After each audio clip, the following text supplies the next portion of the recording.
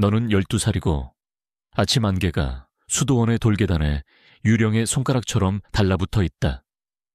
맨발은 추위에 얼어붙어 감각이 없어졌고 너는 완벽한 침묵 속에서 무릎을 꿇고 기다리고 있다. 나이든 스님이 다가오고 그의 비단 옷이 나무 바닥을 스치며 내는 소리가 고요 속에서 속삭이듯 들린다. 그의 눈, 너는 그 눈을 똑바로 마주치지 말아야 한다는 걸 배웠다. 그의 눈이 떨리는 너의 모습을 마치 상인이 귀한 물건을 평가하듯 계산적으로 훑는다. 마침내 그의 거친 손이 너의 어깨에 닿을 때 너는 새 삶의 무게가 의식과 수치로 만들어진 사슬처럼 너를 둘러싸는 것을 느낀다. 이것이 치고 즉 사찰의 소년이 된 너의 첫 아침이다. 아직 너는 네 어린 시절이 이름 없는 욕망을 채우기 위해 팔려버렸다는 사실을 이해하지 못한다.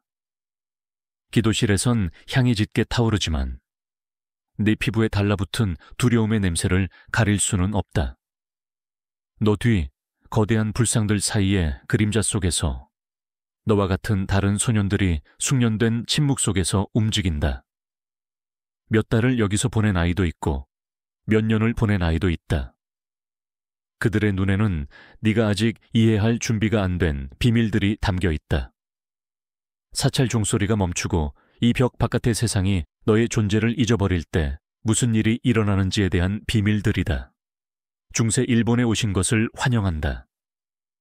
여기선 아름다움이 화폐였고 순수함은 권력을 가진 자들이 소비하는 상품이었다. 영적인 헌신과 육체적 착취의 경계가 완전히 사라질 때까지 흐려져 어린 목소리에 메아리만이 부서질 운명으로 남겨진 세상이다. 이 잊혀진 생존과 고통의 이야기를 깊이 파헤치기 전에 역사 수업에선 절대 가르쳐주지 않는 숨겨진 진실을 배우는 걸 좋아한다면 좋아요 버튼을 누르고 구독해 주세요. 그리고 아래의 댓글로 어디서 이 이야기를 듣고 있는지 알려주세요. 전 세계 곳곳에서 우리가 이 고대의 이야기를 함께 탐구하며 시간과 공간을 초월해 과거에 대한 호기심으로 연결되어 있다는 게 정말 놀랍습니다. 일본의 남성 첩슈의 이야기는 단순히 개개인의 고통에 관한 것이 아니다. 어린 생명을 소비하도록 설계된 전체 시스템에 관한 이야기다. 이는 단발적인 학대가 아니라 불교 사찰부터 사무라이 성, 에도 이도의 육아까지 일본 사회 전반에 걸쳐 수백 년 동안 이어진 정교하게 짜인 전통이었다.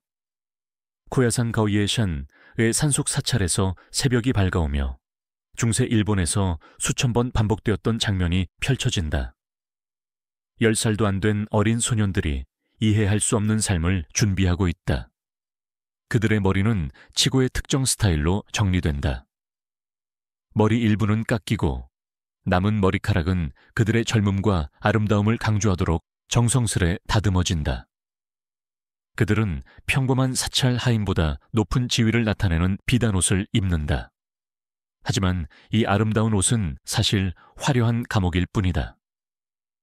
치고, 즉 불교 사찰의 남자아이 시종 제도는 헤이안 시대 9세기경에 시작되었다. 이 소년들은 영적 헌신이나 지적 잠재력 때문이 아니라 외모의 아름다움 때문에 선택되었다. 경제적 어려움이나 사회적 상승을 갈망하는 가정들은 말 그대로 아들을 사찰에 팔았다. 공식적으로는 교육과 영적 지도를 제공한다는 명목이었다. 하지만 현실은 훨씬 더 음울했다. 일본 전역의 사찰 기록에 따르면 이 소년들을 획득하는 과정은 체계적이었다. 스님들은 기근이나 경제적 어려움이 닥친 시기에 마을을 방문해 돈을 주고 남자아이들을 교육시키겠다고 제안했다. 일부 부모는 진심으로 아들에게 더 나은 기회를 제공한다고 믿었다. 다른 이들은 정확히 무엇을 파는지 알았지만 선택의 여지가 없었다고 느꼈다.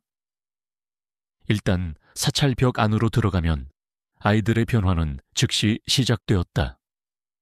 영적 지도자라 불리는 나이든 스님, 즉 닌자 렌체는 어린아이를 빚어가는 과정을 시작했다. 이 관계는 난쇼쿠, 난세, 즉 남색이라 불리며 스승과 제자 간의 신성한 유대라고 포장되었다. 하지만 실제로는 종교적 의식으로 포장된 조직적인 성적 학대였다. 치고의 하루 일과는 철저히 계획된 복종의 연극이었다. 새벽이 오기 전에 일어나 닌자의 개인적인 필요를 돌봤다. 목욕물을 준비하고 옷을 정리하고 밥을 차렸다. 그들은 우아한 동작을 익히고 말하지 않을 때는 침묵하며 주인의 욕망을 말하기 전에 예측해야 했다. 그들의 모든 행동은 면밀히 검토되고 교정되었다. 신체적 학대는 점진적으로 시작되었으며 종종 영적 친밀함의 가르침으로 위장되었다. 나이든 스님들은 자신들의 행동을 정당화하는 정교한 철학을 가지고 있었다. 남자와 소년 간의 순수한 사랑이 깨달음으로 이끈다고 주장했다. 불교 경전은 이러한 행위를 지지하도록 왜곡되었고 보편적 자비라는 개념은 성적 착취를 정당화하는 도구로 전락했다. 중세시대의 사찰 기록, 예를 들어 히에이산 비루이샨의 엔리아쿠지, 얀리시에 보존된 문서들은 치고의 교육에 대한 모호한 언급을 담고 있다. 이 문서들은 은유적인 표현을 사용하지만 개인 일기나 편지와 함께 살펴보면 그 의미가 명확해진다. 12세기 한 스님의 일기는 키쿠마루라는 어린 소년에 대한 교육을 상세히 묘사하며 영적 훈련이라는 명목으로 점진적으로 친밀한 가르침을 도입했다고 기록했다.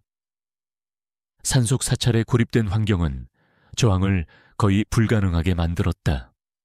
이 소년들은 외부 세계와 접촉할 방법이 없었고 가족과 연락할 방법도 없었으며 자신들에게 일어나는 일이 잘못되었다는 것을 알지 못했다. 그들은 고통이 신성하며 복종이 미래의 삶에 이익을 가져다 줄 영적 훈련이라고 배웠다. 심리적 조작은 신체적 학대보다 더 파괴적이었다. 스님들은 학대를 정교한 의식으로 포장해 강간을 의례화했다. 계절별 특별 축제는 닌자와 치고의 유대를 기념하며 사찰 전체가 소년들의 아름다움과 복종을 과시하는 행사에 참여했다. 일부 치고는 저항을 시도했다. 사찰의 징계 기록은 저항의 잔혹한 결과를 보여준다. 닌자의 접근을 거부한 소년들은 굶주림, 독방 감금, 폭행을 당했다. 일부는 영구적인 신체 손상을 입어 다른 이들에게 경고로 삼았다. 문서들은 음식 없이 며칠을 보내야 했는지, 대나무 채찍으로 몇 번 맞았는지, 적절한 복종을 회복하기 위해 얼마나 많은 영적 교정이 필요했는지 임상적으로 기록했다. 가장 끔찍한 기록은 학대를 내면화한 소년들의 이야기다. 사찰 문서에는 주인의 관심을 얻기 위해 점점 더 굴욕적인 행동을 경쟁적으로 수행한 치고, 자신의 지위를 지키기 위해 다른 소년들을 배신한 치고에 대한 이야기가 담겨 있다. 이 시스템은 아이들을 학대할 뿐만 아니라 스스로와 서로를 학대하도록 가르쳤다. 소년들이 14-15세의 사춘기에 접어들면서 치고로서의 시간은 보통 끝났다.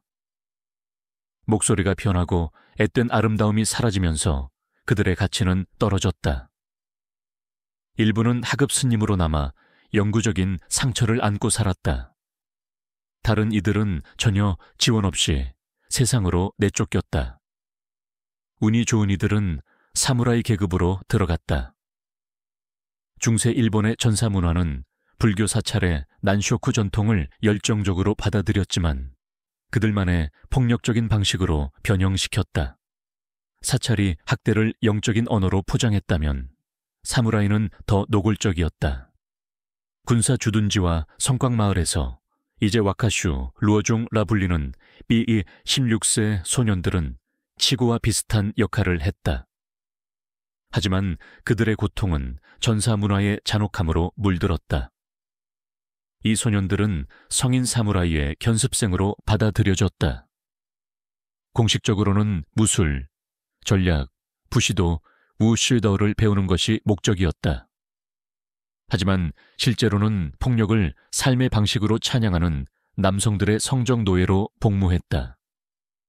와카슈의 선발 과정은 사찰보다 더 잔인했다.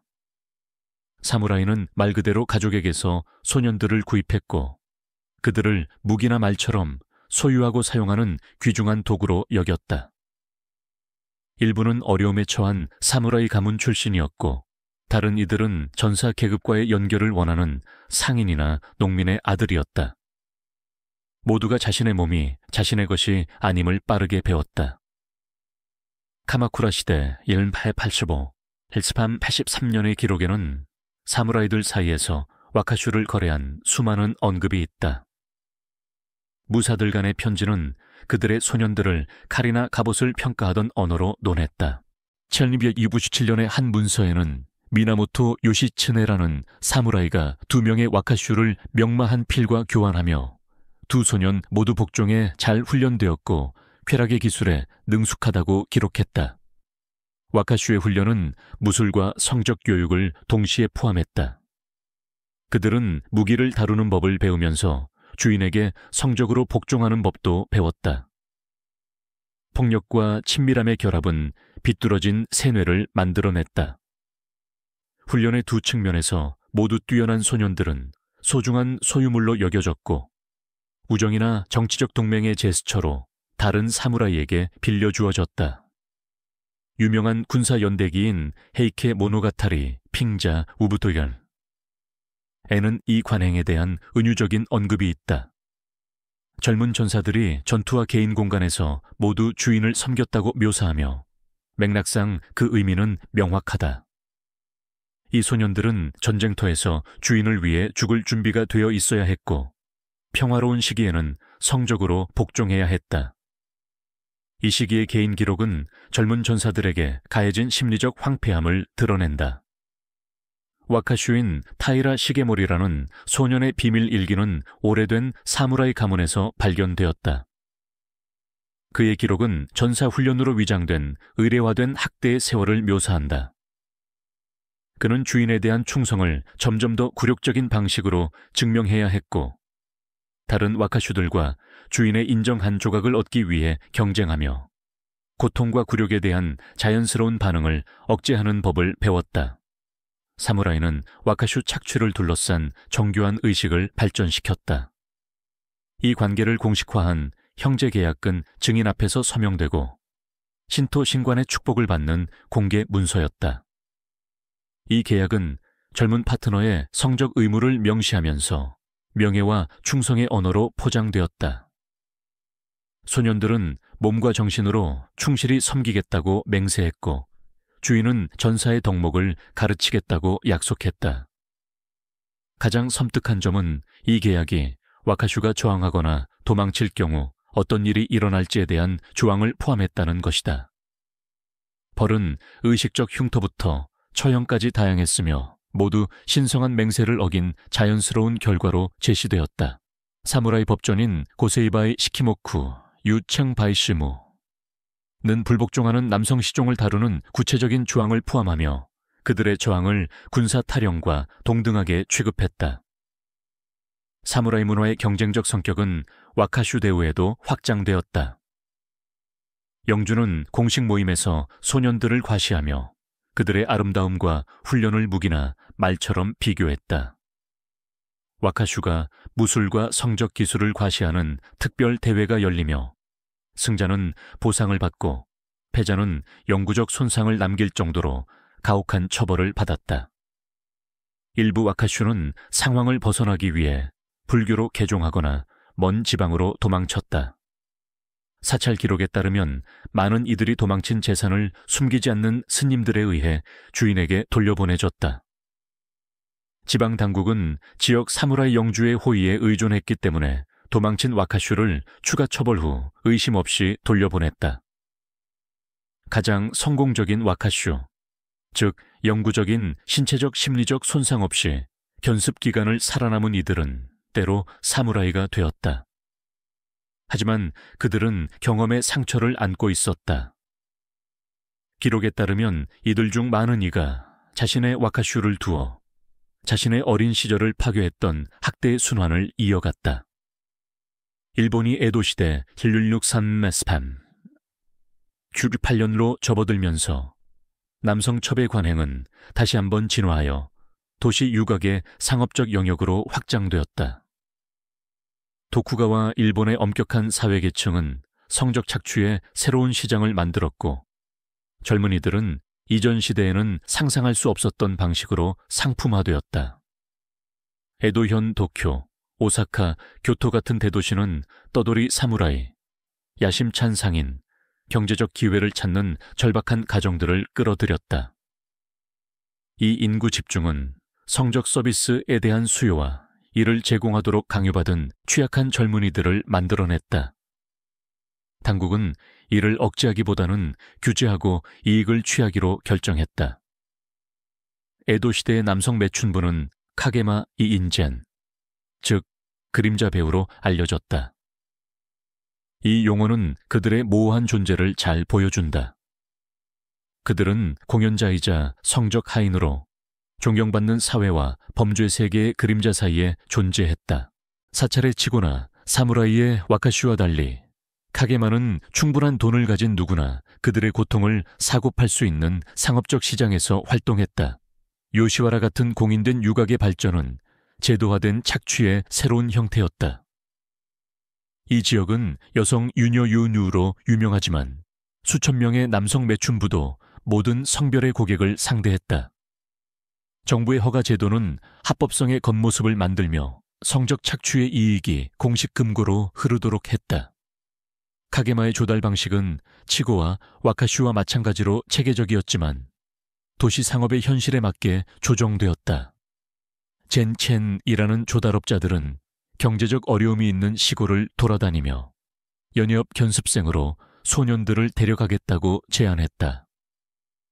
흉작이나 무거운 세금으로 파괴된 가정들은 즉각적인 현금과 교환해 아들을 팔았고 종종 10년 이상의 노예 계약을 맺었다. 요시와라 유곽의 기록은 남성 매춘의 잔혹한 경제를 보여준다. 11세 소년들이 일반 노동자의 몇 년치 수입에 해당하는 금액에 팔렸다. 계약은 그들이 구매 가격, 이자, 숙식비, 의복비, 각종 수수료를 갚을 때까지 일해야 한다고 명시했다. 그 계산은 대부분이 자유를 얻지 못하도록 설계되었다. 카게마의 하루는 끊임없는 이용 가능성의 연극이었다. 그들은 카게마야 인젠무, 즉 그림자 찻집이라 불리는 특수 매음굴에 살며 상점의 상품처럼 고객 앞에 전시되었다. 그들의 방은 아름다움을 강조하도록 설계되었다. 에로틱한 그림이 그려진 병풍, 피부톤에 맞춘 비단 침구, 최음 효과가 있다는 향로가 방을 가득 채웠다. 카게마의 훈련은 유곽에 도착하자마자 시작되었다. 같은 시스템의 피해자인 나이든 매춘부들이 신입들에게 유혹, 복종, 생존의 기술을 가르쳤다. 이 교육은 성적 기술부터 대화 기술, 화장법, 고객의 욕망을 파악하고 적응하는 미묘한 기술까지 포함했다. 카게마의 고객층은 에도 사회의 전 계층을 반영했다. 와카슈 스타일의 첩을 공개적으로 유지할 수 없는 부유한 상인들은 은밀한 만남을 위해 카게마야를 찾았다. 고정된 봉급으로 살아가는 사무라이들은 더 이상 소유할 여유가 없는 것을 빌렸다.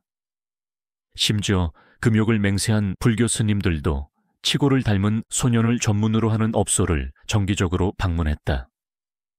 자유를 얻거나 계약에서 벗어난 카게마의 개인 기록은 일본에 떠도는 세계라는 낭만화된 이미지 뒤의 현실을 보여준다. 1687년부터 1701년까지 오사카에서 카게마로 일했던 코노라는 남자의 기록은 지속적인 두려움을 묘사한다. 폭력적인 고객, 질병, 매력 상실, 서비스 거부나 탈출 시도에 대한 잔혹한 처벌에 대한 두려움.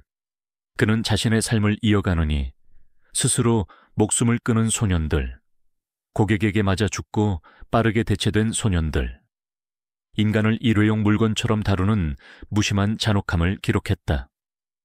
카게마의 건강 문제는 심각했고 종종 영구적이었다. 의료나 보호 없이 모든 성병에 노출되었다. 폭력적인 고객으로 인한 내상은 제대로 치료되지 않았다. 영양실조는 흔했으며 매음굴 주인은 음식보다 화장품과 의상에 돈을 쓰는 것이 더 이익이라고 여겼다. 가장 비극적인 것은 코노가 묘사한 심리적 조작이다. 치고와 와카슈처럼 카게마는 자신의 고통을 스스로 책임져야 한다고 배웠다. 그들의 아름다움은 공유해야 할 선물이며 쾌락을 제공하는 역할은 고귀하고 필요하다고 들었다. 일부는 이 거짓을 믿기 시작하며 굴욕을 견디는 능력에 왜곡된 자부심을 느끼게 되었다. 자유를 얻거나 탈출한 소수는 사회에서 설 자리를 찾지 못했다. 돌아갈 가족이 없었다. 대부분은 부모가 그들을 다시 받아들일 수 없는 상황에서 팔려갔다. 유학에서 배운 기술 외에 시장성 있는 기술이 없었다.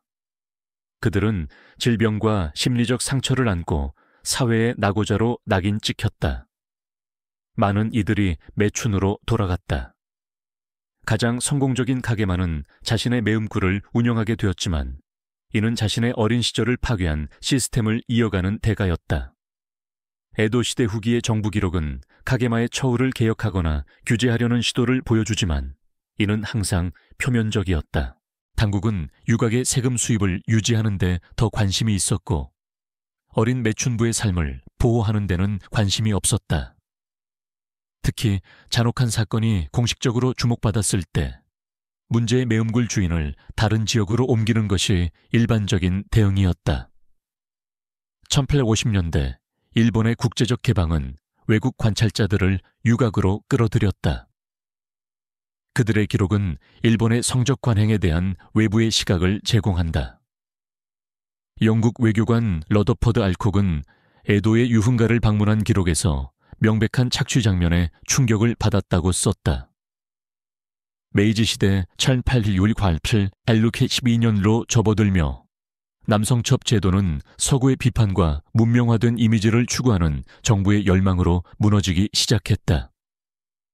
아동 착취를 금지하는 법률이 제정되었지만 시행은 산발적이었고 종종 피해자에 대한 진정한 관심보다는 외양에 치중했다. 사찰 기록, 사무라이 가문 문서, 유곽 문서들은 개별 학대 사례를 넘어서는 패턴을 보여준다. 이는 인간의 고통을 영적, 군사적, 경제적 이익으로 전환하도록 설계된 체계적인 제도였다. 이 시스템에 갇힌 소년과 젊은이들은 단일한 포식자의 희생자가 아니라 그들의 착취를 기반으로 한 사회구조의 산물이었다. 이들의 신체적 고통은 고통의 시작일 뿐이었다. 심리적 조작, 건강한 관계 형성 능력의 파괴, 수치와 자기 혐오의 의도적 조장은 신체적 학대가 끝난 후에도 오랫동안 지속되었다. 많은 이들이 인간으로서의 가치를 완전히 회복하지 못한 채 평생 상처를 안고 살았다. 가장 비극적인 것은 이 시스템이 스스로를 영속화했다는 점이다. 학대를 살아남은 소년들은 다른 권력 관계 모델을 배우지 못한 채 다음 세대의 학대자가 되었다. 이 순환은 수백 년 동안 이어지며 각 세대가 자신의 트라우마를 다음 세대에 전달했다. 그러나 역사적 기록은 저항이 드물게나마 존재했음을 보여준다. 일부 치고는 주인을 독살하려 했고 일부 와카슈는 주인과 자신을 죽이는 극단적인 복수를 시도했다. 일부 카게마는 서로를 돕기 위해 비밀 네트워크를 조직했다. 이 저항은 대개 실패했고 잔혹한 처벌을 받았지만 인간의 정신이 체계적인 억압 아래에서도 완전히 짓밟히지 않았음을 보여준다. 저항은 사찰의 어두운 복도에서 잠자는 방을 공유하는 소년들 사이의 속삭임으로 시작되었다. 1556년 겨울, 나라 나이리앙, 예 토다이지, 동다시에서 치고인 요시마루는 자신의 세계를 완전히 바꿀 무언가를 발견했다. 경전 보관실에 느슨한 마루판 아래 숨겨진 편지더미였다. 스님들 사이의 서신은 소년들을 가축처럼 거래하는 냉정한 계산을 담고 있었다. 야마시나 마을 출신은 가능성이 있어 보인다. 한 편지는 우아한 서체로 쓰여 있었다. 12세, 맑은 피부, 쌀 수확이 실패해 가정이 절박함. 아버지가 조건에 동의함. 지금 50몬, 배달 시 50몬. 켄로 형제가 보증하길 소녀는 손대지 않았고 적절히 두려워함. 또 다른 편지는 길들이기 과정을 상세히 설명했다. 신입은 조심스럽게 다뤄야 한다. 작은 친절, 특별한 음식, 따뜻한 옷으로 시작하라. 이는 감사와 의존을 만든다. 신체적 요구는 점진적으로 항상 영적 가르침의 맥락에서 도입하라. 3개월째가 되면 대부분 저항하지 않는다. 요시마루는 자신의 경험과 모든 치고의 경험이 임상적으로 묘사된 것을 읽으며 손이 떨렸다. 그가 소중히 여기라고 배운 영적 유대는 계산된 조작이었다. 닌자와 치고의 신성한 사랑은 종교적 언어로 포장된 체계적인 강간이었다. 하지만 그의 공포를 희망으로 바꾼 것은 마지막 편지였다. 신란이라는 스님이 쓴 이 편지는 치고로서의 세월과 그의 탈출을 묘사했다. 나와 같은 이들을 찾았다. 살아남아 기억하는 전직 사찰 소년들. 우리는 비밀리에 만나 위험한 사찰과 스님들에 대한 정보를 공유한다. 우리가 겪은 일을 되돌릴 순 없지만 다른 이들에게 같은 일이 일어나지 않도록 막을 수 있다. 이 편지는 전례 없는 정보를 담고 있었다. 안전한 장소의 이름과 위치, 생존자를 식별하는 암호, 치고가 사찰을 벗어나 일반인 속으로 사라질 수 있는 위조 여행 문서의 방법까지. 요시마루는 모든 세부 사항을 외운 뒤 편지를 조심스럽게 제자리에 돌려놓았다. 그날 밤 닌자가 옆에서 코를 고는 동안 그는 자신의 탈출뿐 아니라 더 큰 계획을 세우기 시작했다. 생존자 네트워크가 있다면, 저항이 가능하다면 사찰의 절대적인 권력도 절대적이지 않을지도 모른다. 첫 번째 단계는 위험한 진실을 들을 준비가 된 다른 치고를 찾는 것이었다. 이는 극도의 주의를 요했다. 많은 소년들은 반역의 징후를 주인에게 보고할 정도로 철저히 세뇌되었다. 요시마루는 조심스럽게 질문을 던지며 반응을 살피고 억눌린 분노나 절박한 희망의 신호를 찾았다. 그의 돌파구는 켄지로라는 소년을 통해 찾아왔다. 켄지로의 닌자가 최근 사망해 주인 없는 상태에 놓여 있었다. 그는 여러 스님의 학대를 겪으며 완벽한 복종 뒤에 불타는 증오를 숨겼다. 요시마루가 발견한 것을 공유하자 켄지로의 대답은 즉각적이었다. 우리가 뭘 해야 하는지 말해. 그들이 몇 달 동안 구축한 네트워크는 작고 비밀스러웠다. 11세에서 15세까지 총 6명의 소년들이 철저히 검증되고 절대적인 비밀을 맹세했다.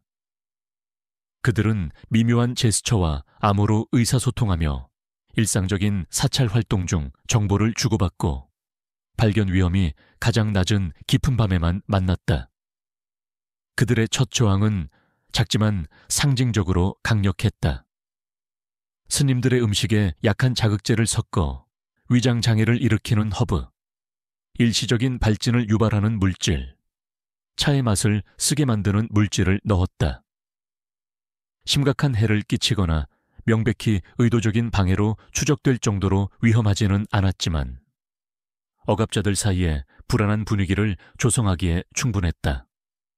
소년들에게 미친 심리적 효과는 엄청났다. 사찰 생활에서 처음으로 그들은 주체성을 가졌다. 그들은 피해자가 아닌 행동자, 무력한 먹잇감이 아닌 공모자였다. 방역할 수 있다는 지식은 학대가 거의 파괴했던 그들의 인간성을 회복시키기 시작했다. 자신감이 커지면서 그들의 야망도 커졌다. 숨겨진 편지에서 얻은 정보를 바탕으로 신란이 언급한 생존자 네트워크와 접촉하기 시작했다. 이는 정교한 속임수를 요구했다. 근처 사찰을 방문할 이유를 위조하고 하인을 매수해 메시지를 전달하고 치고 교육의 제한에도 불구하고 읽고 쓰는 법을 배웠다. 돌파구는 여행 상인으로 위장한 전직 사찰 소년들과 접촉했을 때 찾아왔다. 이들은 20, 30대에 접어든 생존자들로 현재 피해자들을 돕는 데 헌신했다. 그들은 자신을 무코카이 샹시회, 즉 서쪽을 향하는 모임이라 불렀다.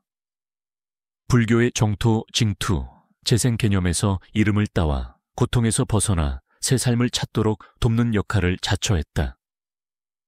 무코카이는 치고를 사찰에서 빼내는 정교한 방법을 개발했다. 그들은 순례자나 상인으로 위장해 사찰에 도착하고 잠재적 탈출자와 접촉하며 소년들이 눈치채지 못하게 빠져나갈 수 있도록 교란을 일으켰다. 무역로를 따라 안전 가옥이 마련되어 새 신분과 피난처를 제공했다.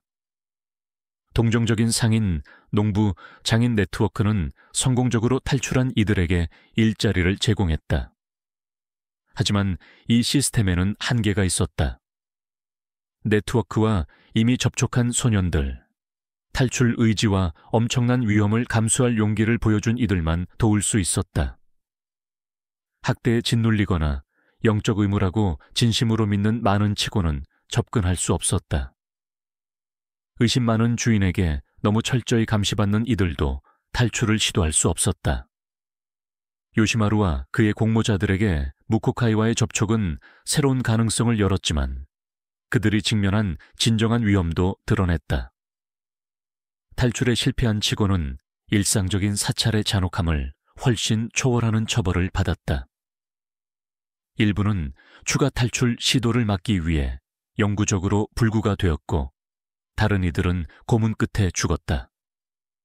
가장 운 좋은 이들은 단순히 사찰에서 쫓겨나 굶주림에 직면했다. 이러한 위험에도 불구하고 탈출이 가능하다는 지식은 사찰 내의 역학을 바꿨다. 6 공모자는 잠재적 구조를 받을 수 있는 치고를 준비하기 시작했고 탈출 시도에 영향을 줄 수 있는 경비 일정, 여행 경로, 계절적 패턴에 대한 정보를 수집했다. 그들이 결국 세운 계획은 대담했다.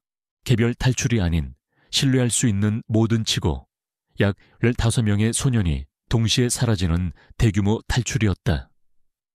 이는 더 많은 생명을 구할 뿐 아니라 사찰 운영에 치명적인 타격을 주며 사건을 은폐하거나 축소할 수 없게 만들었다. 선택된 날짜는 가을 달맞이 축제의 밤이었다. 스님들이 특별 의식에 몰두하고 의례용 술에 정신없을 때였다. 무코카이 요원들은 사찰 단지에 새 출구에 배치되었다. 여행 문서, 돈, 변장 준비가 완료되었다. 여러 탈출 경로에 안전 가옥이 준비되었다. 하지만 아무리 철저히 계획된 인간의 시스템도 인간의 실패에 취약하다. 계획된 탈출 이틀 전, 13세 소년 타다마니가 자신의 닌자에게 모든 것을 고백했다. 두려움, 진심 어린 종교적 신념 또는 스톡홀름 신드롬의 왜곡된 형태로 인해 타다마니는 음모, 네트워크, 대규모 탈출 계획의 모든 세부 사항을 제공했다. 보복은 신속하고 무자비했다. 요시마루는 손이 묶이고 입이 막힌 채 무장한 사찰 경비들에게 둘러싸여 깨어났다.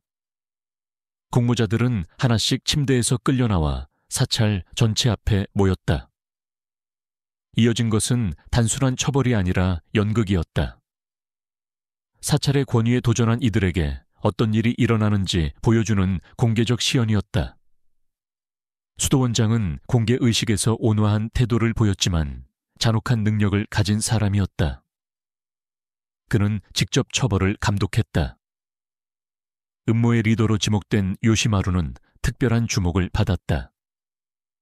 그의 처벌은 양손의 손가락 하나씩을 제거하는 것으로 시작되었다. 단칼에 자르는 것이 아니라 나무 망치로 천천히 부수는 방식이었다. 모인 스님들과 치고들이 공포에 질린 침묵 속에서 지켜보는 가운데 메시지는 명확했다. 이 손은 반역적인 메시지를 작성했고 사찰에 반하는 음모를 꾸몄으며 다시는 그러지 못할 것이다. 다른 공모자들도 각자의 고문을 받았다. 타인을 모집한 켄지로는 뜨거운 바늘로 혀를 뚫렸다. 그는 다시는 반역의 말을 하지 못할 것이다. 어린 소년들은 덜하지만 영구적인 흔적을 받았다. 그들의 팔뚝에 반역자로 낙인 찍는 흉터가 새겨져 살아남더라도 탈출이 불가능해졌다. 신체적 잔혹함은 시작에 불과했다. 심리적 고문은 그들의 저항 의지를 파괴할 뿐 아니라 기본적인 정체성을 무너뜨리도록 설계되었다. 그들은 공개적으로 죄를 고백하고 닌자에게 용서를 빌며 자신을 죽일 수도 있었지만 구원의 기회를 준 사찰 당국의 자비를 찬양해야 했다. 이 구원은 사찰 내 새로운 역할로 나타났다. 그들은 경고의 사례로 반역의 결과를 상기시키는 살아있는 증거가 되었다. 손이 망가져 정상적인 치고 임무를 수행할 수 없게 된 요시마루는 신입 훈련을 돕는 일을 맡았다. 그가 전복하려 했던 세뇌 과정에 참여하고 겁에 질린 신입 소년들에게 복종이 영적 깨달음의 길이라고 설득해야 했다. 이 아이러니는 의도적이었고 파괴적이었다. 사찰 당국은 반역자를 죽이는 것보다 억압의 도구로 만드는 것이 더 완전한 승리임을 알았다. 요시마루가 겁에 질린 신입 치고를 위로하고 닌자에 대한 복종이 신성한 의무라고 설명할 때마다 그의 영혼은 조금씩 죽어갔다. 그러나 이 완전한 패배 속에서도 미래 저항의 씨앗은 살아남았다. 전직 사찰 소년들의 네트워크는 계속 활동하며 실패한 탈출 시도에서 교훈을 얻고 방법을 개선했다. 무코카이는 잠재적 탈출자를 검증하는 새 프로토콜, 보안을 강화하는 방법, 정보 제공자를 피하는 더 정교한 방법을 개발했다. 더 중요한 것은 반역 소식이 사찰 당국의 억압 노력에도 불구하고 퍼져나갔다는 점이다. 다른 사찰의 치고들은 저항을 시도한 소년들의 이야기를 속삭임으로 들었다. 이야기는 전해지며 전설이 되었고 미래의 저항을 고무했다. 키반도지 이반다오, 예카마노 홍우타이샤, 이 종이의 벤공 다셔에서 요시마루의 반역 소식이 전해진 몇 달 후 치고들이 새로운 음모를 시작했다. 그의 실수에서 배우며 그들은 더 엄격한 보안 조치를 채택하고 단일 멤버가 전체 네트워크를 배신하지 못하도록 조직을 분리했으며 다양한 시나리오에 대한 여러 비상 계획을 세웠다. 그들의 리더는 지로라는 소년이었다. 3년 동안 사찰 시스템에서 살아남아 효과적으로 계획할 지능과 타인을 고무하는 카리스마를 가진 소년이었다. 요시마루가 기존 사찰 구조 내에서 활동하려 했다면 지로는 억압자들에 대한 더 직접적인 행동을 주장했다. 그들은 우리가 아무것도 아니라고 가르쳤다. 그는 비밀 모임에서 동료 공모자들에게 말했다. 그들은 우리에게 학대에 감사하고 고통을 거룩하다고 보도록 훈련시켰다. 하지만 그들은 또한 우리에게 조용히 움직이고 그들의 필요를 예측하고 그들의 약점을 이해하도록 가르쳤다. 우리는 그들의 훈련을 그들 자신에게 사용한다. 지로의 계획은 요시마루보다 더 폭력적이었다. 탈출 대신 특히 잔혹한 스님들을 제거하고 그들의 죽음을 사거나 자연사로 보이게 하자고 제안했다. 생존한 스님들에게 심리적 영향을 미쳐 치고의 처우를 개선하고 소년들이 보이는 것처럼 무력하지 않음을 보여줄 수 있었다. 첫 번째 타겟은 니타린 형제였다. 사찰 기준으로도 악명 높은 잔혹함을 가진 스님이었다. 니타린은 사소한 잘못에 창의적인 처벌을 즐겼고 여러 치고에게 영구적인 부상을 입혔으며 자신의 성적 정복을 다른 스님들에게 자랑했다. 선택된 방법은 독극물, 구체적으로 사찰 주변 숲에서 흔히 자라는 독버섯 추출물이었다. 지로는 탈출한 전직 치고에게 그 속성을 배웠다. 이 독은 니타린이 매일 아침 마시는 쓴 채 섞이면 탐지할 수 없었고 자연 질병처럼 보였다. 계획 실행은 몇 달의 준비를 요했다. 니타린의 아침차를 서빙하는 소녀는 탐지되지 않게 잔을 바꾸는 훈련을 받았고 스님이 병에 걸렸을 때 정상적으로 행동해야 했다. 다른 공모자들은 알리바이를 만들고 정당한 사찰 활동 중에 버섯을 채취하고 즉석 장비로 추출물을 준비했다. 니타린이 결국 위장 질환으로 쓰러졌을 때 그의 죽음은 지로가 기대했던 심리적 충격을 만들었다. 남은 스님들은 편집증적이 되었고 음식과 음료를 의심하며 어떤 치고가 위협이 될지 확신하지 못했다. 사찰의 분위기는 무심한 잔혹함에서 긴장된 경계로 바뀌었다. 하지만 이 성공은 예상치 못한 결과를 가져왔다. 강화된 감시로 추가 암살은 거의 불가능해졌다. 스님들은 일상을 바꾸고 음식을 미리 테스트했다. 더 중요한 것은 당국이 추가 경비를 배치하고 새로운 보안 조치를 도입해 일상생활이 더 제한적이 되었다. 지로는 역사상 저항운동이 직면한 딜레마에 부딪혔다. 억압자에 대한 폭력이 궁극적으로 보호하려는 이들을 돕는지 해치는지였다. 일부 공모자는 캠페인을 확대해야 한다고 주장하며 공포를 통해서만 시스템 변화를 강제할 수 있다고 믿었다. 다른 이들은 강화된 억압이 저항과 무관한 치고의 삶을 더 악화시켰다고 주장했다. 논쟁은 외부 요인으로 해결되었다. 지방정부의 순회감사관이 사찰 재정을 점검하던 중 불규칙성을 발견해 운영에 대한 면밀한 조사를 시작했다. 이 공식적 관심은 사찰 당국을 당황하게 만들었고 조사 기간 동안 치고의 처우가 일시적으로 개선되었다. 이 짧은 휴식기 동안 지로는 결정적인 결정을 내렸다. 개별 스님을 타겟팅하는 대신 사찰 시스템 내의 체계적인 학대를 문서화하는 데 집중하기로 했다. 정부 관리들에게 실상을 알리고 증거를 보존해 상급 당국에 전달하면 공식 채널을 통해 진정한 변화가 가능할지도 몰랐다. 문서화 작업은 암살보다 다른 기술을 요구했다. 지로는 유창한 글쓰기, 법적 용어 이해, 사찰 생활을 직접 경험하지 않은 관리들을 설득할 물리적 증거 수집을 배워야 했다. 외부 세계와 안전한 통신 채널을 구축해 증거가 사찰 당국에 가로채지지 않도록 해야 했다. 그는 폐쇄된 기관 내에서 첩보 작전을 운영하며 스스로 모든 자원과 기술을 개발해야 했다. 돌파구는 나이든 사무라이 출신 스님들과 접촉했을 때 찾아왔다. 그들은 사찰 관행에 충격을 받고 지방 당국과 중재자 역할을 하기로 동의했다. 그들은 강력한 사찰에 대한 비난이 무시되지 않고 진지하게 받아들여질 사회적 지위를 가졌다. 지로의 문서철은 몇 달에 걸친 세심한 관찰과 기록의 결과였다. 구체적인 학대 사건의 상세한 기록, 소년 구매를 위해 가족에게 지불된 금액의 재정 기록, 스님들 간의 불법 행위를 논의한 서신, 치고가 영적 훈련 중 입은 부상의 의학적 증거를 포함했다.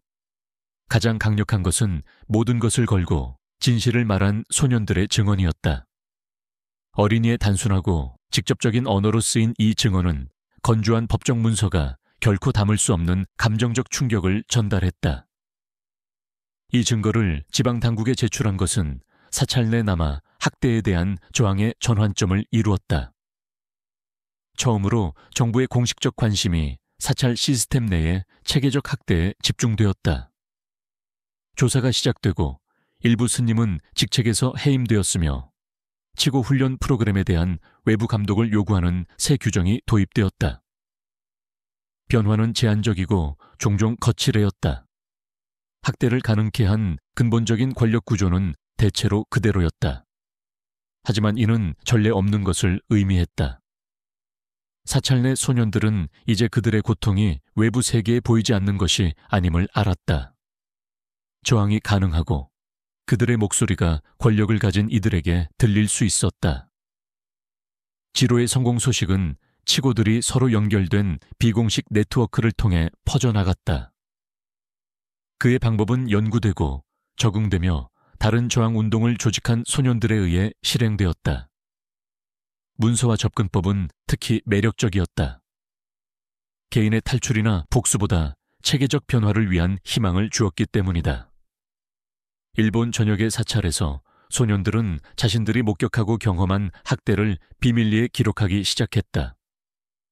그들은 문서를 숨기는 코드, 사찰 간 정보를 공유하는 방법, 작성자가 발각되어 처벌받더라도 증거가 살아남도록 하는 전략을 개발했다. 억압자와 억압받는 자 간의 갈등은 정부와 비밀로 싸우는 그림자 전쟁이 되었다. 일부 저항운동은 문서화와 더 직접적인 행동을 결합했다. 히에이산의 거대한 사찰 단지에서 키스케라는 치고가 이끄는 그룹은 학대 증거를 수집하면서 사찰 운영을 방해하는 두 가지 전략을 채택했다. 키스케 추종자들은 미묘한 방해의 대가였다. 귀중한 사본을 복사하며 실수로 손상시키고 중요한 서신에 오류를 삽입하며 스님들이 주요 기부자나 정부 관리와의 회의에 참석하지 못하도록 일정 충돌을 만들었다. 이러한 행동은 심각한 보복을 유발할 정도로 극적이지는 않았지만 집합적으로 사찰의 원활한 운영을 방해하고 새 피해자를 획득하는 능력을 줄였다. 이 접근법의 천재성은 사찰의 완벽함과 의식적 정확성에 대한 강조를 그들 자신에게 사용한 점이었다. 모든 의식이 완벽해야 하고 모든 문서가 정확해야 하는 환경에서 사소한 방해도 큰 문제를 일으켰다. 스님들은 주요 활동보다 방해를 식별하고 방지하는 데 더 많은 시간을 소비하게 되었다. 한편 문서화는 계속되었다. 키스케의 네트워크는 사찰 학대에 대한 가장 포괄적인 기록을 만들었다. 학대가 주로 발생하는 장소를 보여주는 상세한 평면도, 스님들이 피해자와 단둘이 있을 가능성이 높은 일정, 시스템 내 가장 위험한 포식자의 심리 프로필을 포함했다. 이 정보는 정부 조사관이 히에이산에 도착했을 때 매우 귀중했다. 사찰 당국이 위생적인 사찰 생활을 제시할 수 없게 되었고 체계적인 범죄의 상세한 증거에 직면했다. 몇몇 스님은 체포되었다. 사찰은 정부 자금을 잃었고 미래 학대를 방지하기 위한 새 감독 메커니즘이 도입되었다. 하지만 가장 중요한 것은 히에이산의 성공이 조직된 저항이 구체적인 결과를 낳을 수 있음을 보여준 점이다. 일본 전역의 사찰 소년들은 변화가 가능하고 고통이 필연적이지 않으며 자신들이 자신의 상황을 바꿀 수 있는 힘을 가졌음을 믿기 시작했다. 저항운동은 개별 사찰을 넘어 진화하기 시작했다. 여러 사찰 간 네트워크가 발전하며 더 넓은 지역에서 정보와 자원을 공유했다. 고위험 상황에서 소년들을 안전한 환경으로 이동시키는 탈출 경로가 구축되었다. 전직 치고가 자신의 경험에서 회복하고 외부 세계에서 생존할 기술을 배울 수 있는 안전 가옥이 만들어졌다. 이러한 광범위한 네트워크는 탈출한 치고가 직면한 근본적인 문제를 해결하기 시작했다. 수도원에서 수년을 보낸 소년들은 정상적인 사회적 관계를 이해하지 못했고 생계를 위한 실질적인 기술이 없었으며 도움을 줄 가족 연결이 없었다. 저항 네트워크가 개발한 해결책은 대안적 가족, 즉 생존자 커뮤니티였다. 이들은 상호 지원을 제공하고 자원을 공유하며 신입이 사찰 밖의 삶에 적응하도록 도왔다. 이 커뮤니티들은 종종 합법적인 사업체 또는 종교단체로 위장하여 장인 작업장, 소규모 농장, 무역회사를 운영하며 경제적 지원과 사회적 은폐를 제공했다. 가장 성공적인 커뮤니티 중 하나는 사카이 항구 도시에서 도겐이라는 전직 치고가 설립했다. 그는 산속 사찰에서 탈출해 몇 년 동안 해상 무역을 배웠다. 그의 회사는 중국 상품 수입을 전문으로 하며 수십 명의 전직 사찰 소년을 고용해 합법적인 신분, 실질적인 기술, 회복을 위한 지원 환경을 제공했다. 도겐의 사업은 또한 저항운동의 정보 허브 역할을 했다. 여러 항구에서 오는 배들은 다양한 네트워크 간의 암호 메시지, 사찰 조건에 대한 업데이트, 특정 구조 작전에 대한 도움 요청을 실어 날랐다. 회사의 합법적인 사업 활동은 이러한 통신에 완벽한 은폐를 제공했다. 상인들은 지역 전역의 연락처와 광범위한 서신을 유지하는 것이 당연했기 때문이다. 도갱 같은 커뮤니티의 성공은 사찰 착취를 가능케 했던 근본적인 방정식을 바꾸기 시작했다. 이전에는 소년들이 운명을 받아들이는 것 외에 현실적인 대안이 없었다. 탈출은 굶주림이나 노출로 인한 죽음을 의미했다. 이제 처음으로 전직치고가 새 삶을 구축할 진정한 기회가 생겼다. 이 발전은 사찰 시스템에 갇힌 소년들에게 심리적 영향을 미쳤다. 탈출이 가능하고 진정한 자유와 행복으로 이어질 수 있다는 것을 알게 되면서 학대는 영구적이고 피할 수 없는 현실이 아니라 용기와 계획으로 극복할 수 있는 일시적인 조건으로 보였다. 사찰 당국은 이러한 대한 커뮤니티가 제기하는 위협을 인식하고 다양한 대응책을 시도했다. 그들은 가족 이력이 불분명한 젊은이를 비정상적으로 많이 고용하는 의심스러운 사업체를 조사하도록 정부 관리들에게 압력을 가했다. 전직치고가 본질적으로 신뢰할 수 없거나 범죄자라는 소문을 퍼뜨렸다. 심지어 생존자 커뮤니티에 정보원을 침투시켜 활동을 보고하도록 했다. 하지만 이러한 노력은 대체로 실패했다. 생존자 커뮤니티는 정교한 보안 조치를 개발했고 정밀 조사를 견딜 수 있는 합법적인 사업 운영과 내부의 강한 유대는 침투를 극도로 어렵게 만들었다. 더 중요한 것은 점점 더 많은 일반 시민이 사찰 학대를 인식하고 피해자들에게 공감했다는 점이다. 이 광범위한 사회적 지지는 사찰 기반 착취를 둘러싼 맥락의 중요한 변화를 나타냈다. 한때 종교 생활에 수용된, 비록 널리 논의되지 않은 측면이었던 것이 점점 더 불교와 일본 사회 전체에 부끄러운 관행으로 여겨졌다. 여론은 천천히, 하지만 꾸준히 학대를 영속시킨 기관들에 반대하는 방향으로 바뀌었다. 이러한 사회적 태도의 변화는 사찰 생활을 피해자의 관점에서 상세히 기록한 서면 계정이 점점 더 많이 이용 가능해지면서 가속화되었다. 글쓰기를 배운 전직 치고들은 회고록 증언, 폭로를 제작해 일본 전역에 교육받은 독자들에게 다가갔다. 이러한 문서들은 비공식 네트워크를 통해 유통되었고 때로는 동정적인 상인이나 학자들에 의해 출판되었다. 이는 사찰벽 안에서 실제로 일어나는 일에 대한 최초의 광범위한 대중인식을 제공했다. 가장 영향력 있는 계정 중 하나는 요시마루의 초기 저항 운동을 고무했던 신란이라는 사람의 것이었다.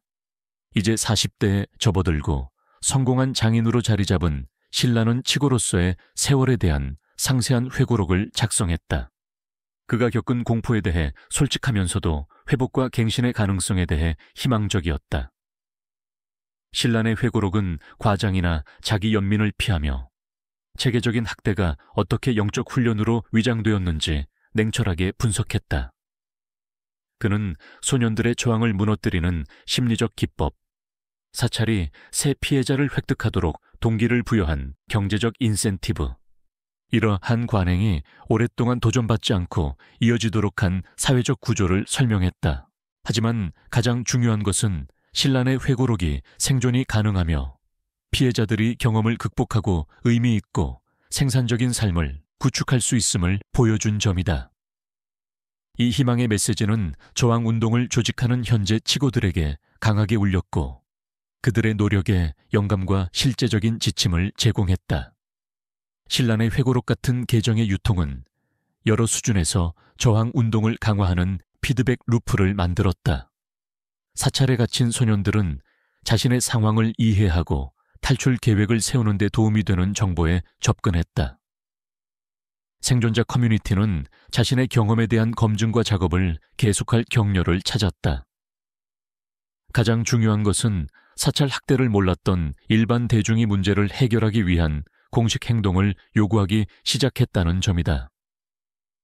이 증가하는 대중인식은 일본 사회의 더 광범위한 변화와 일치하여 개혁 가능성을 높였다. 정치적 영향력을 키우는 상인 계급의 부상, 정부 권위의 점진적 중앙 집권화, 전통적 특권보다 합리적 행정을 강조하는 경향은 모두 제도적 학대의 피해자를 보호하는 데 유리한 조건을 만들었다. 첫 번째, 주요 법적 돌파구는 1189년 카마쿠라 쇼구나트가 불교 사찰 운영을 규제하는 새 규정을 발표하면서 이루어졌다. 이 규칙들은 사찰의 상당한 자율성을 허용했지만 치고의 처우에 대한 외부 감독을 요구하고 미성년자 성적 학대에 가담한 스님들에게 특정 처벌을 부과했다. 이 규정은 완벽하지 않았다. 시행은 불규칙했고 처벌은 종종 가벼웠으며 많은 사찰은 감독을 피하면서 학대 관행을 유지했다. 하지만 이는 치고의 처우가 단순한 종교적 문제가 아니라 정당한 정부 관심사임을 공식적으로 인정한 것이었다. 더 중요한 것은 이 새 규정이 저항운동이 활동을 지원할 수 있는 법적 틀을 제공했다는 점이다. 사찰에서 탈출한 소년들은 이제 자동으로 주인에게 돌려보내지지 않고 공식 보호를 요청할 수 있었다. 학대 증거는 무시되지 않고 조사될 합리적인 기대를 가지고 정부 관리들에게 제시될 수 있었다. 이러한 법적 변화는 생존자 커뮤니티의 성장하는 네트워크와 사찰 내 저항운동에 증가하는 정교함과 결합하여 남아 학대에 대한 새로운 역학을 만들었다. 한때 외부 조사 없이 운영되던 폐쇄 시스템은 이제 피해자, 생존자, 동정적인 사회 구성원들로부터 여러 형태의 압력을 받았다. 사찰 당국의 대응은 다양했다. 일부 사찰은 치고를 위한 새 안전장치를 도입하고 학대자로 알려진 스님들의 행동을 제한하며 관행을 개혁하려 했다. 다른 사찰은 활동을 더 비밀스럽게 만들며 탐지를 피하는 더 나은 방법을 개발했다. 몇몇 사찰은 기존 시스템이 유지 불가능함을 인식하고 아동 시종 사용을 완전히 중단했다. 그들은 가사 일을 위해 성인 하인을 고용하고 필사 작업을 위해 전문 서사를 고용하며 치고가 전통적으로 맡았던 역할을 제거하도록 종교 관행을 수정했다. 하지만 외부 감독이 제한적인 외딴 지역의 많은 사찰은 최소한의 변화로 전통적 관행을 이어갔다. 이 기관들은 어린이 처우에 대한 새 기대에 적응하지 않으려는 스님들의 피난처가 되었고 다른 곳에서 조건이 개선되는 동안 특히 심각한 학대가 이루어졌다. 저항운동은 이 진화하는 환경에 적응하며 더 표적화된 전략을 개발했다. 전체 사찰 시스템을 개혁하려는 대신 가장 큰 지속적 위협을 가하는 기관과 개인의 자원을 집중했다. 정보 네트워크는 가장 위험한 사찰을 식별하고 탈출 경로는 고위험 상황에서 피해자를 빼내도록 최적화되었으며 생존자 커뮤니티는 폐쇄된 사찰에서 쫓겨난 소년들을 흡수할 준비를 했다. 이 표적화된 접근법은 최악의 사례에 자원을 집중함으로써 극적인 결과를 달성했고 더 광범위한 개혁을 위한 모멘텀을 만들었다. 성공 사례가 쌓이기 시작했다. 스캔들로 인해 문을 닫은 사찰, 학대 혐의로 기소된 저명한 스님들, 번성하고 확장되는 생존자 커뮤니티.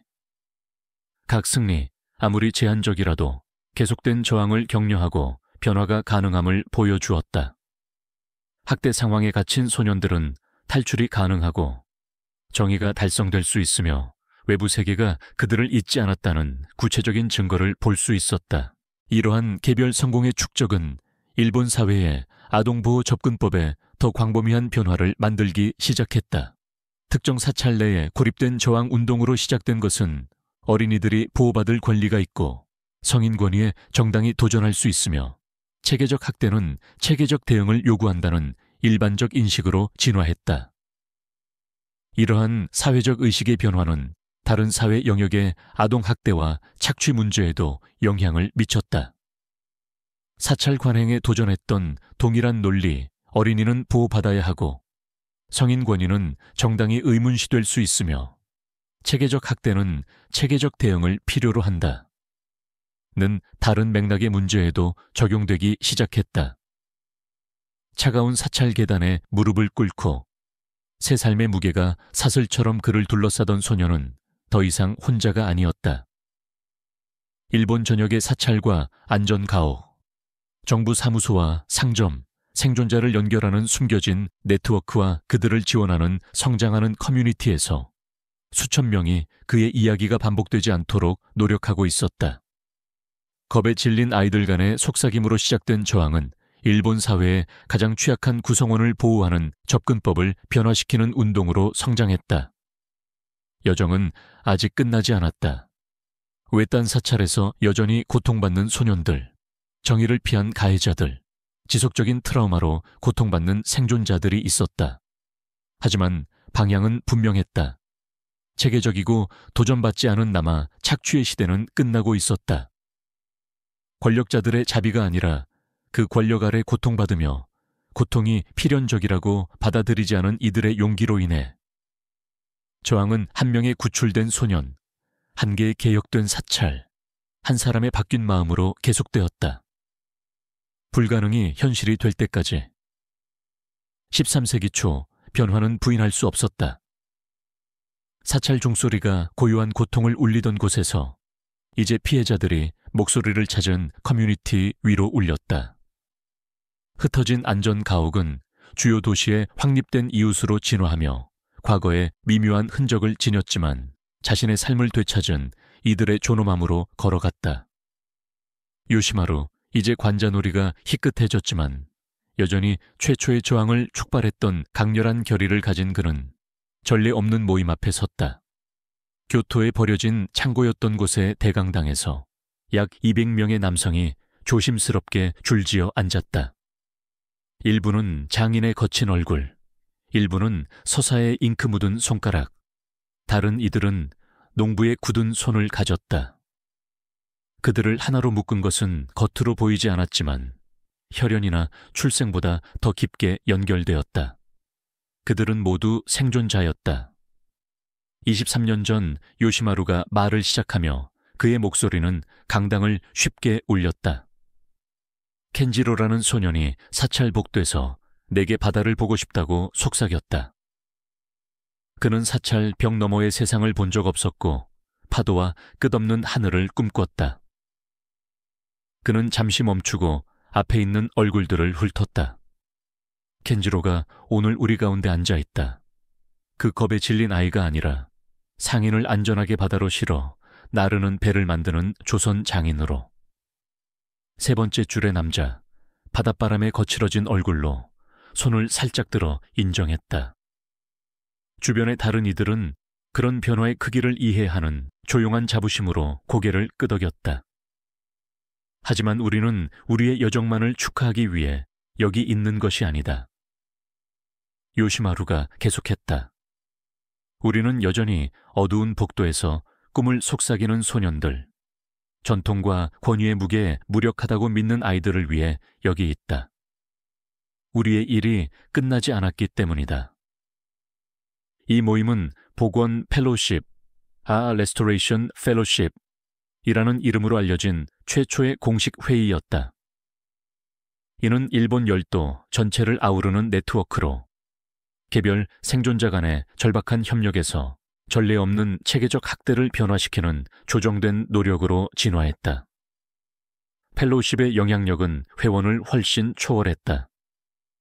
최초의 탈출 이후 수십 년 동안 전직 치고들은 거의 모든 주요 직업과 직업에 자리 잡았다. 그들은 트라우마를 이해하는 의사, 학대의 징후를 알아보는 교사, 가족 이력 없이 고용을 제공하는 상인이 되었다. 그들의 공유된 경험은 취약한 사람들을 보호하는 보이지 않는 지원 네트워크를 만들었다. 교토의 가장 존경받는 건축가 중 한 명이 된 전직 사찰 소년 엔도 장인은 펠로우십의 최신 이니셔티브를 발표했다. 우리는 리버사이드 수도원이라는 부동산을 매입했다. 그는 공식 증서를 보여주며 말했다. 이를 최초의 훈련센터로 바꿀 것이다. 생존자들이 기술을 배우고 그들의 자녀가 교육을 받으며 우리가 개발한 방법을 다른 이들에게 가르칠 수 있는 곳이다. 위치 선택은 깊은 상징성을 띠었다.